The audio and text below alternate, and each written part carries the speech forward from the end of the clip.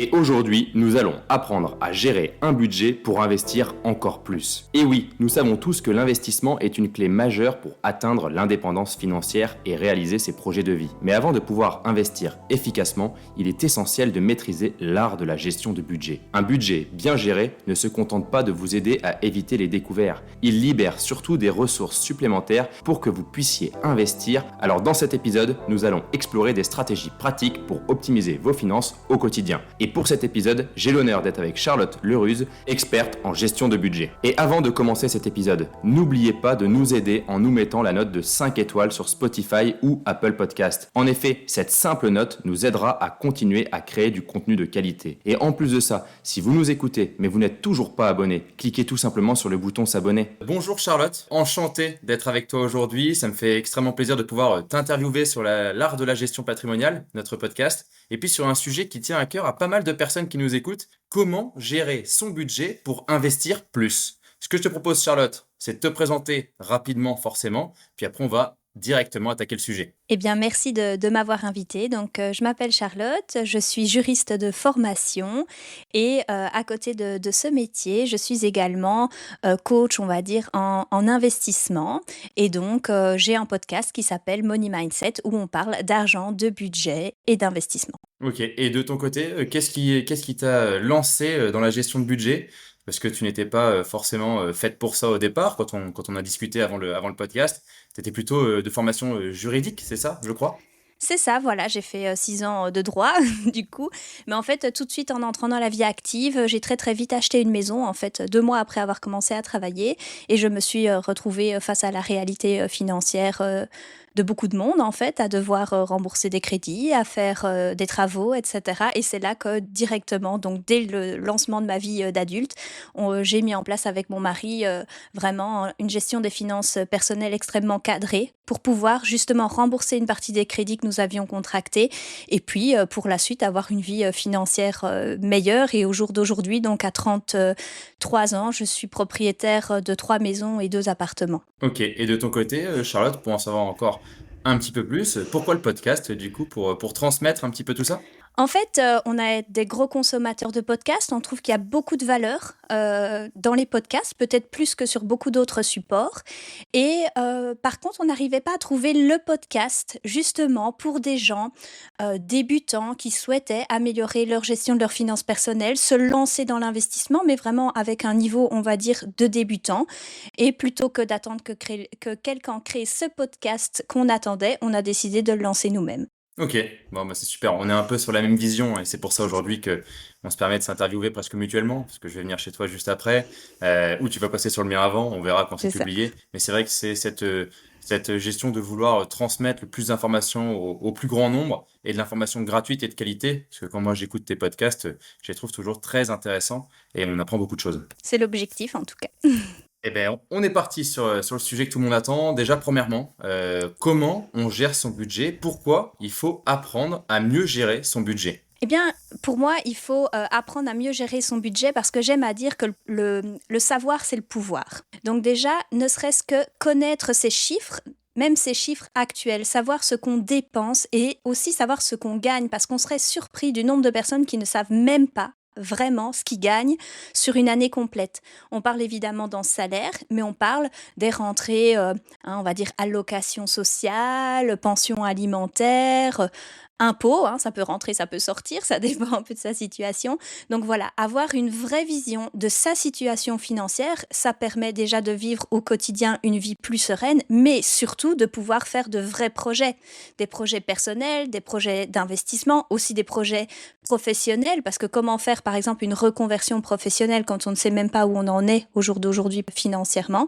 Donc pour moi, vraiment avoir un budget, gérer son argent en fait est ultra bénéfique à court terme mais aussi à long terme. Et j'ai envie de dire, du coup, si on gère mal son budget, quelles peuvent en être les dérives, tout simplement, Charlotte?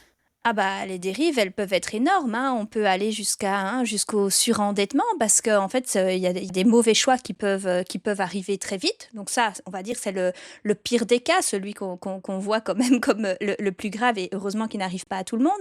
Mais ça peut être aussi tout simplement la stagnation financière. Et ça, c'est le genre de retour que nous avons le plus, c'est-à-dire de gens avec des niveaux académiques relativement élevés, des niveaux socio-économiques. Tout le monde, enfin, les gens ont du travail, ils bossent à deux, etc. Mais qui, en fait, à la fin du mois ou à la fin de l'année, se disent, mais qu'est-ce que j'ai fait? Comment ça se fait qu'il ne nous reste plus rien ou pas autant qu'on en aurait voulu, ou qui disent tout simplement, bah voilà, je ne peux pas investir peu importe le mode d'investissement, parce que nous avons utilisé pour notre vie quotidienne tous nos revenus, en fait. Ouais, OK. Donc c'est vrai que effectivement, hein, c'est des dérives qui arrivent souvent, hein. Nous, on le voit aussi, en termes de conseillers en gestion de patrimoine, quand on va, s'attarder sur une situation patrimoniale, comprendre un petit peu les tenants et aboutissants de cette situation et surtout, effectivement, on peut voir que certains clients, ne provisionnent même pas les impôts futurs ou, suite à des augmentations de revenus, n'augmentent pas leur taux, de prélèvement ou au contraire, suite à une baisse de revenus, ne vont pas baisser le taux. Donc effectivement, la gestion de budget, ça peut permettre aussi tout simplement, d'avoir, la poche investissement, la poche, financement, la poche emprunt bien sûr, et puis la poche peut-être loisirs et tout le reste. C'est un peu ça aussi, de gérer son budget, c'est de savoir où va l'argent et concrètement savoir aussi accumuler du patrimoine et le faire grossir. Et on a, pas mal de situations, hein, comme, tu peux rencontrer toi aussi Charlotte, où des personnes vont stagner patrimonialement et ne vont plus augmenter leur patrimoine, par, une mauvaise gestion tout simplement budgétaire. C'est ça. Et puis, cette impossibilité de faire des projets, en fait. Combien de personnes ont des idées, mais qui n'arrivent pas à les réaliser par manque de moyens financiers, alors qu'avec une meilleure programmation, une meilleure gestion, l'argent, il aurait pu être là. Ouais, tout à fait. Et donc de ton côté, est-ce que, c'est intéressant d'aller, jusqu'à l'extrême? C'est-à-dire, faire un compte de résultat presque pour ses finances, devenir expert comptable, propre de ses finances? Je vais pas jusqu'au bout, hein, de l'expertise comptable, on n'est pas là pour faire un compte de résultat avec un bénéfice, ainsi de suite.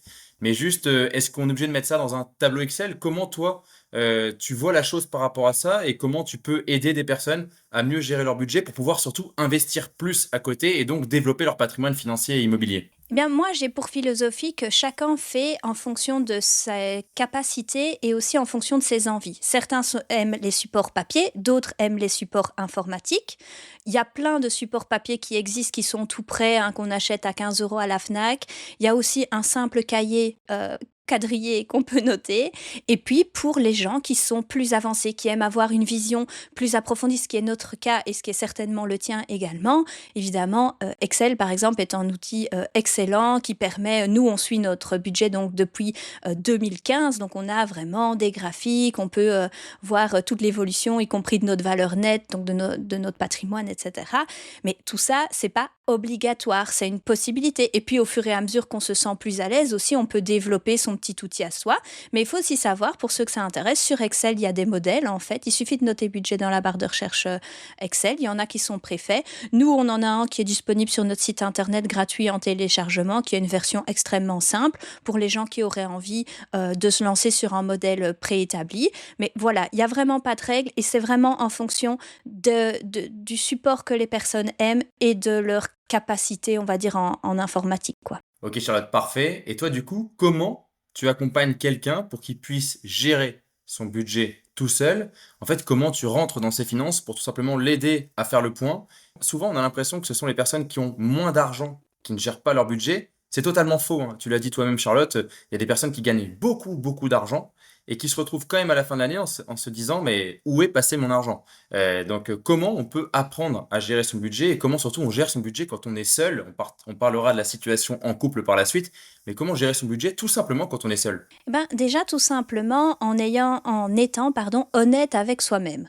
Moi, je dis, il faut déjà, ne serait-ce qu'ouvrir ses factures, ouvrir ses comptes, mettre son nez dedans. Parce que déjà, rien que là, on a déjà franchi une sacrée étape que beaucoup de monde ne réalise pas, en fait.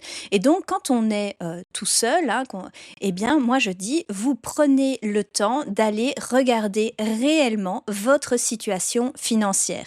Donc, vous allez regarder tout ce qui rentre, vous les énumérez, mais c'est un travail qui se fait sur une année, hein, parce qu'un mois ne reflète pas une situation. Donc c'est important aussi d'avoir une vision plus large.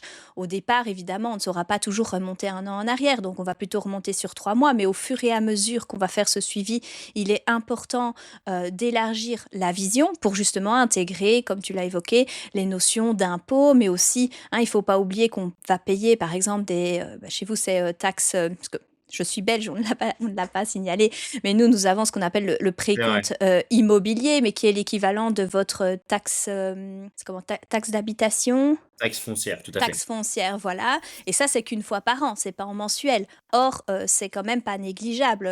Nous, ici, en fonction des maisons, généralement, on n'est pas loin d'un mois de salaire quand même pour ce genre de taxes.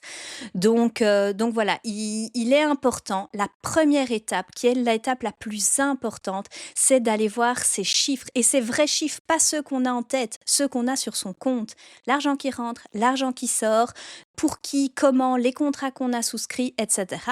Et de manière plus générale, savoir le nombre de crédits que l'on a, les mensualités, jusque quand ça court, etc.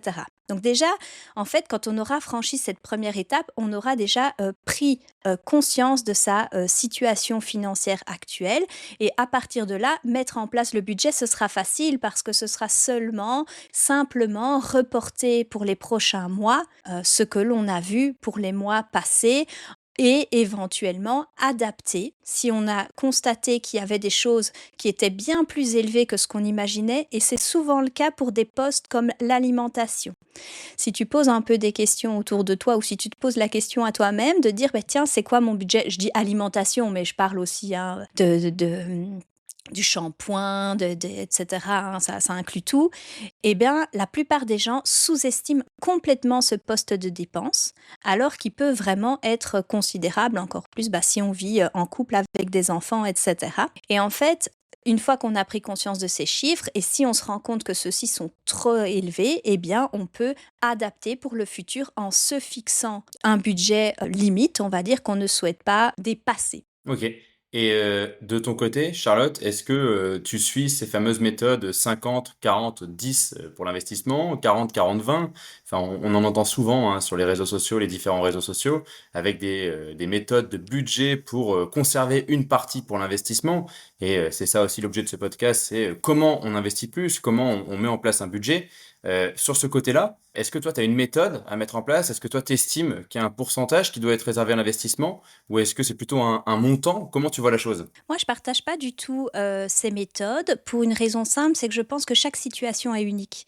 Et je trouve que c'est trop facile d'aller se cacher derrière des pourcentages. Je vois l'exemple d'une personne que j'ai côtoyée qui travaillait donc dans des institutions internationales, donc avec des salaires vraiment intéressants, qui vivait chez ses parents, qui n'avait pas de voiture, les transports étaient payés par son entreprise. Ce genre de revenus, ça n'a aucun sens de dire je vais mettre de côté 20%. C'est pas 20% que tu dois mettre de côté, c'est 80%. Par contre, tu vas être face à une mère seule avec 2 enfants à charge et lui dire avec 1 600 euros, tu dois mettre 20% de côté. En vivant, je ne sais pas, en banlieue parisienne ou je sais pas quoi, c'est difficile, pour ne pas dire impossible. Donc, ces calculs, pour moi, sont inadaptés. Ce qui est important, c'est d'avoir des objectifs, d'avoir une vision et d'adapter sa façon de gérer son budget à cela. Et si on a des projets ambitieux, par exemple de l'immobilier ou d'autres types d'investissements qui vont demander du cash, eh bien alors il faut faire le nécessaire pour essayer d'économiser au maximum sur ce cash.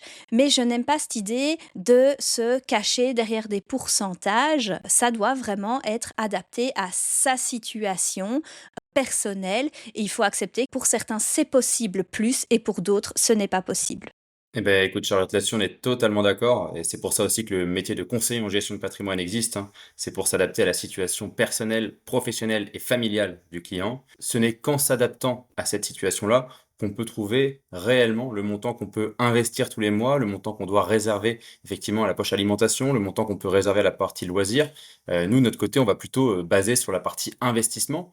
Mais pour avoir de l'investissement, on peut négocier d'autres enveloppes. Moi, je pense à l'enveloppe financement, l'assurance emprunteur, le taux d'emprunt, ce sont des choses sur lesquelles on peut agir aussi pour baisser la partie du budget qui va dans cette enveloppe-là. Effectivement, nous, on a quelques enveloppes qu'on peut jouer. De notre côté, c'est pas du tout notre métier en tant que conseiller en gestion de patrimoine de conseiller sur les autres enveloppes comme le loisir, l'alimentation ou tout le reste. Mais c'est vrai que sur la partie financement, emprunt ou la partie investissement, là-dessus, on est là pour accompagner, pour que l'épargne fasse de l'épargne et non pas que l'épargne soit grignotée par l'inflation. Je suppose que toi, tu fais un petit peu toutes les enveloppes, mais que tu as aussi cette partie-là à accompagner principalement sur la poche aussi investissement immobilier. On en avait parlé avant, je sais que tu le fais toi-même et que tu et que tu es un peu une mentor pour les autres par rapport à tout ça. Comment tu vois un peu ça? Est-ce que chaque situation, ok, est différente? Concrètement, est-ce que dans chaque situation, tu retrouves souvent les mêmes problèmes Alors, ce qu'on constate, c'est une pour grande la gestion de budget? volonté. Voilà, il y a une grande volonté de loisir. Je pense qu'on vit vraiment dans une société du loisir. Ça, c'est notre génération. On a envie de partir en vacances, on a envie de profiter de la vie. Et à la fois, on a aussi envie de construire quelque chose derrière. Or, si on a tout utilisé pour partir en voyage, il reste plus grand-chose derrière. Donc, on va dire ouais, les similarités qu'on retrouve, c'est surtout ça, de trouver l'équilibre entre vivre une vie dans laquelle on tire du plaisir et de la satisfaction, tout en se construisant en patrimoine derrière.